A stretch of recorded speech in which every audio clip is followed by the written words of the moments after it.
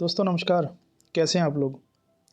अच्छा, दुनिया भर में बहुत सारी फ़िल्में बनती हैं, बहुत सारी कॉमेडी वीडियोज़ होती हैं, सीरियस मूवीज़ बनती हैं, लव स्टोरी होती हैं, रिवेंज होता है, रोमांटिक मूवीज़ होती हैं, एक्शन मूवीज़, जासूसी, हॉरर फ़िल्में। लेकिन हमें पता होता है कि ये सिर्फ़ एक फ़िल्म है, ये कल्पना है और हकीकत के साथ इसका दूर-दूर तक कोई वास्ता नहीं है। ये सिर्फ़ एंटरटेनमेंट के लिए होती है। लेकिन ये सब जानने के बावजूद भी किसी फ़िल्म को देखने के लिए लोग जाएँ और चीखते हुए वहाँ से भाग जाएँ। फ़िल्म देखते-देखते किसी को दिल का दौरा पड़ गया, फ़िल्म को देखते हुए उल्टियाँ कर रहे हैं, चिल्ला रहे हैं। कोई अगर प्रेग्नेंट लेडी वहाँ पे फ़िल्म देखने के लिए गई तो उसका मिसकैरेज हो गया है। नशा करने वाले बाहर आके नशा कर रहे हैं, सामने पुलिस खड़ी है, लेकिन पुलिस से नहीं डर रहे, लेकिन अंदर जो मूवी चल रही है उससे इतना डरे हुए हैं। इसके बावजूद भी लोगों के अंदर इतना क्रेज़ था इस मूवी को देखने का कि थिएटर्स के सामने सुबह 4 बजे टिकट लेने के लिए भीड़ लग जाती थी और इतनी भीड़, इतना धक्का-मुक्की कि पुलिस को आकर उनको शांत करना पड़ता था।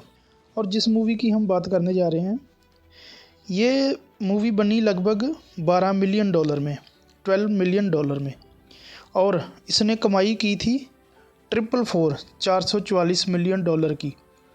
जबकि हॉरर मूवीज़ को माना जाता है कि ये बी ग्रेड या सी ग्रेड की मूवी होती हैं। अच्छा, इतनी कमाई के बाद उसके बाद इस मूवी का नॉमिनेशन होता है ऑस्कर अवार्ड के लिए, और टोटल 10 नॉमिनेशन मिलते हैं, जिसमें से 2 ऑस्कर अवार्ड जीत भी लेती है। उसके बाद फिर ग्लोबल अवार्ड में जाती है ये मूवी, वहाँ पे भी अवार्ड जीत लेती है, और ये दुनिया की पहली ऐसी हॉरर मूवी थी जो ऑस्कर में गई और ग्लोबल अवार्ड में नॉमिनेशन हुआ।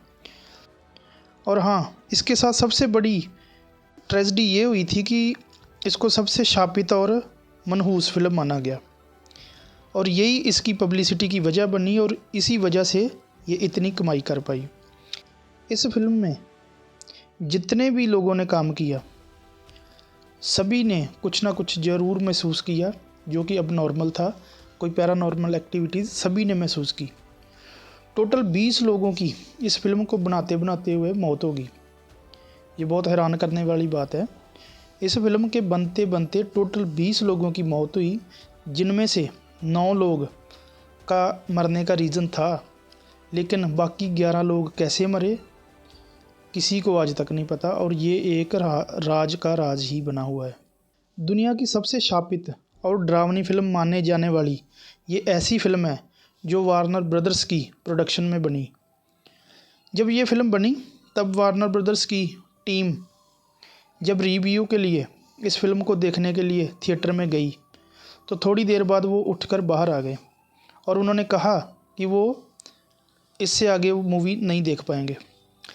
फिल्म क्रिटिक्स के लिए रिलीज़ के 5 दिन पहले जो लोग फिल्म देखने के लिए गए और वो भी वहाँ से भाग गए और मना कर दिया कि वो फिल्म नहीं देख पाएंगे, और कोई रिव्यू नहीं दिया। अब इस फिल्म की पूरी कहानी ऐसी है।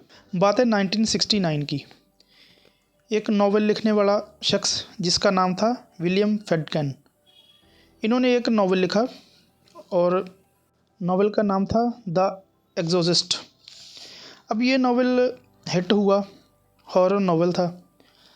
तब इस विलियम फ्रेडकिन ने सोचा कि क्यों ना इसके ऊपर एक मूवी बनाई जाए। वो बड़े बड़े जगह पे गया। अब वार्नर ब्रदर्स ने नावल के राइट्स खरीद लिए थे। उसके बाद बड़े बड़े डायरेक्टर्स को कांटेक्ट किया, लेकिन सभी ने मना कर दिया। सोचा कि हॉरर मूवी है, वही बी ग्रेड सी ग्रेड की मूवी होगी, तो इतनी छोटी मूवी के साथ जुड़ने का कोई मतलब नहीं बनता। बड़े डायरेक्टर नहीं थे तो बड़ा एक्टर भी नहीं कोई मिला। जब हर तरफ से मायूसी हाथ लगी तो विलियम फ्रेडकिन ने कहा कि वो खुद ही इस फिल्म को डायरेक्ट करेंगे। अब विलियम फ्रेडकिन बिल्कुल नया डायरेक्टर था, तो कोई साथ काम करने के लिए भी कोई राज़ी नहीं था। तो प्लान ये हुआ कि सारी स्टार कास्ट को ही पूरी नई स्टार कास्ट ली जाएगी।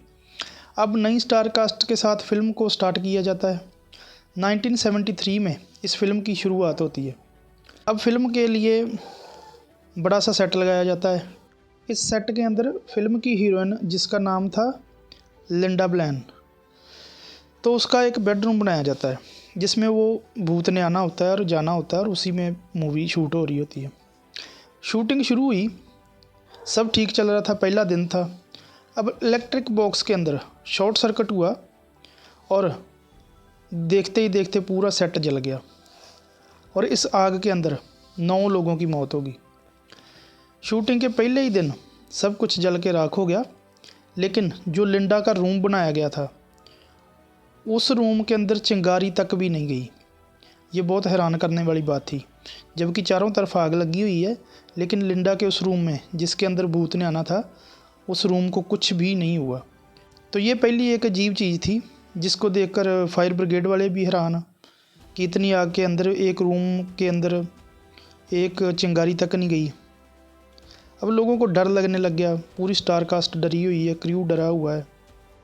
अब डायरेक्टर को लगा कि लोग डरे हुए हैं, तो एक चर्च के फादर को कांटेक्ट किया जाता है और वो उनको सेट के ऊपर बुलाते हैं और उनको बोलते हैं कि आप सेट का शुद्धिकरण कर दो। अब फादर आते हैं और शुद्धिकरण करने से मना कर देते हैं। वो बोलते हैं कि अगर मैं शुद्धिकरण करूँगा तो ये लोग और डर जाएंगे और इनको विश्वास हो जाएगा कि यहाँ पर कुछ ना कुछ है, तो वो शुद्धिकरण नहीं करते और वहाँ से चले जाते हैं।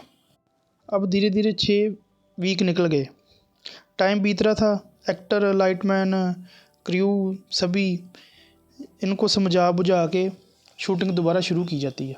अब एक सीन में एक्टर को, जो एक्ट्रेस थी उसको तार के साथ बांध के झुलाना था और मूवी में ये दिखाया जाना था कि उसको कोई भूत घुमा रहा है पकड़ के। अब जैसे उसको तार पे झुलाते हैं तो वो एक्ट्रेस चलाने लग जाती है और बोलती है कि मुझे नीचे उतारो। सभी को लगता है कि ये एक्टिंग का पार्ट है, कोई सीरियस नहीं लेता, लेकिन उसकी हालत ख़राब होती है और उसकी रीढ़ की हड्डी में बहुत चोट लग जाती है। जब वो गालियाँ देने लग जाती है तो उसको नीचे उतारा जाता है, हॉस्पिटल भेजा गया और उसके बाद वो पूरी शूटिंग में बैसाखियों के सहारे आती थी और अपना काम करती थी। अब रुक रुक कर शूटिंग चल रही थी, कोई ना कोई इंसिडेंट हो रहा था। अब एक एक करके लोगों की मौत होने लगी। 9 लोग तो वो जो आग में जल के मर गए थे, उसके बाद अब धीरे धीरे मौत का सिलसिला शुरू हो जाता है। पहली मौत हुई जैक मैकगॉरन की, जो इस फिल्म में सीन कर रहा था कि शैतान के हाथों उसकी मौत होनी थी। इससे पहले ही वो रहस्यमय तरीके से उसकी मौत होगी। इसके बाद चर्च के फादर की माँ का रोल करने वाली एक लेडीज़ थी, उसकी भी मौत होगी। उसके बाद क्रू मेंबर के बच्चे की मौत होगी। कैमरामैन था एक, उसकी मौत हुई। लीड एक्ट्रेस के दादाजी वो सेट के ऊपर शूटिंग देखने आए और नेक्स्ट डे जब घर गए तो उनकी मौत होगी। इस फिल्म के एक लीड एक्टर जो थे उसका नाम था पॉल। उसने किसी जर्नलिस्ट का मर्डर कर दिया और उसके बाद उसको भी सज़ा मिल गई। तो ऐसे करते करते अलग अलग तरीके से 11 लोगों की मौत हुई। 9 पहले आग में जल गए, 11 की अब मौत होगी, तो टोटल 20 मौत होगी। अब धीरे धीरे सब कुछ होते हुए ये फ़िल्म बनकर तैयार हो गई। इस फिल्म का टोटल बजट शुरू में जो रखा गया था वो सिर्फ $2.5 मिलियन था, लेकिन इतना सारे हादसे हुए, सेट जल गए, इतना डिले हुआ कि वो 2.5 मिलियन की जगह पे $12 मिलियन का खर्चा आया इस मूवीज़ को तैयार करने के लिए। अब फिल्म तैयार हो गई। 1973 में इस फिल्म को रिलीज़ किया जाता है 25 दिसंबर को, क्रिसमस डे वाले दिन। अब डायरेक्टर ने 21 दिसंबर 1973 को इस फिल्म की स्क्रीनिंग रख दी ताकि फिल्म का रिव्यू कर सकें और जिन्होंने इतना पैसा लगाया था उनको थोड़ा सा पता चल जाए कि मूवी चलेगी या नहीं। अब जब ये सारे फिल्म देखने के लिए थिएटर के अंदर गए तो घबराते हुए सिनेमा से बाहर निकल आए और बिना रिव्यू दिए हुए वहाँ से भाग गए। जो कुछ लोग हिम्मत करके सीटों पर बैठे रहे और फिल्म देखी, जब उनसे पूछा गया तो वो भी बिल्कुल शौक में थे, आंखें फाड़ फाड़ के देख रहे थे जैसे उनकी मेमोरी वॉश हो गई हो और वो एक गहरे सदमे में थे। अब इसके बाद फिल्म का प्रीमियर रखा गया, जर्नलिस्ट को बुलाया गया और फिल्म शुरू हुई। जैसे फिल्म शुरू हुई 90% क्रिटिक्स जो थे सिनेमा हॉल को छोड़कर पहली 15 मिनट में बाहर आ गए और जो कुछ लोग बचे थे उन्होंने भी अपना रिव्यू आधे अधूरे दिए और एक डर के माहौल के तहत वो भी वहाँ से चले गए। इसी दौरान 1973 में इस फिल्म का एक जगह पे और प्रीमियर रखा गया और वो जगह बिल्कुल चर्च के सामने थी जो 60 सेंचुरी में बनी हुई थी। उसके सामने जब प्रीमियम शुरू हुआ, फिर मूवी चल रही थी, तो आसमान से एकदम से बिजली कड़की और उस चर्च के क्रॉस के ऊपर आके गिरी और उस चर्च का क्रॉस टूटकर ज़मीन पे गिर गया। अब इस घटना को भी फिल्म के साथ जोड़े जाने लगा कि ये फिल्म ही इतनी मनहूस है। अब Warner brothers and director producer सभी परेशान थे कि ये अफवाह उड़ रही है, फिल्म पता नहीं चले या ना चले, हो सकता है फ्लॉप हो जाए। लेकिन कहीं ना कहीं इस फिल्म को पब्लिसिटी भी मिल रही थी, लोग एक्साइटेड हो रहे थे कि ऐसा कैसे हो सकता है एक मूवी को देख के। तो ये अब प्रोड्यूसर जो है एक प्लान के मुताबिक इस फिल्म को सिर्फ 24 थिएटर में रिलीज़ करता है। इधर लोगों में तो पहले ही ये अफवाह थी कि ये फिल्म शापित है, मनहूस है, उधर रिलीज़ सिर्फ 24 थिएटर में की जा रही है। तो लोग सुबह 4 बजे टिकट लेने के लिए लाइनों में लगने लग गए। इतनी भीड़ हो जाती कि पुलिस को आकर वहाँ से लोगों को हटाना पड़ता, समझाना पड़ता। अब पिक्चर जैसे ही शुरू होती तब थिएटर में हड़कंप मच जाता था। किसी प्रेग्नेंट लेडी को मिसगैरेज हो गया, कई उल्टी करने लग गए, कुछ लोग सिनेमा हॉल में ऐसे शोर कर रहे हैं, भाग रहे हैं, कुछ लोग अजीब हरकतें करने लग जाते थे, कुछ लोग बाहर आकर ड्रग्स ले रहे हैं, सामने पुलिस खड़ी है। जब उनसे पूछा जाता तो बोलते कि पुलिस का डर कम लगता है, लेकिन हमें अंदर जो मूवी चल रही है उसका डर ज़्यादा लग रहा है। और ये केस इतने बढ़ने लग गए, जो सिनेमा हॉल्स की अथॉरिटी थी उनको रिक्वेस्ट करके एम्बुलेंस अपने सिनेमा के आगे लगवानी पड़ी कि किसी को कुछ भी कहीं भी हो सकता है। बहुत लोगों ने ये भी कहा कि पिक्चर देखते टाइम उनके आसपास अजीब सी प्रेजेंस फील हुई है, उनको लगा कि जैसे उनके पास कोई खड़ा है, कोई भूत प्रेत साया। बहुत सारे इंसिडेंट हुए और बहुत सारी घटनाएं हुई। जिसने भी ये फिल्म देखी वो भूत प्रेत के ऊपर विश्वास करने लग गया और कुछ लोगों को तो प्राइस्ट के पास जाकर, फादर के पास जाकर प्रेयर करवानी पड़ी, तब जाकर उनका थोड़ा सा दिमाग ठीक हुआ।